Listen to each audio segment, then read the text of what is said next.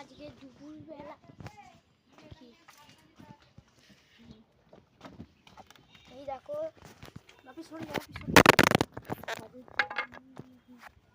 এই যে এই খাতা মঞ্চি জনে তৈরি হচ্ছে।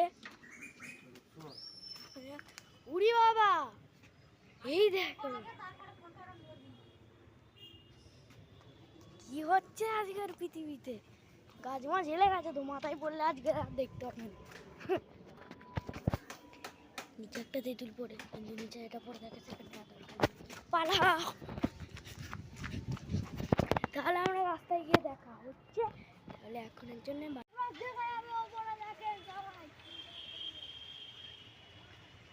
কাট করবি না, কাট করে দিয়েছিস ওই সিনটা। ও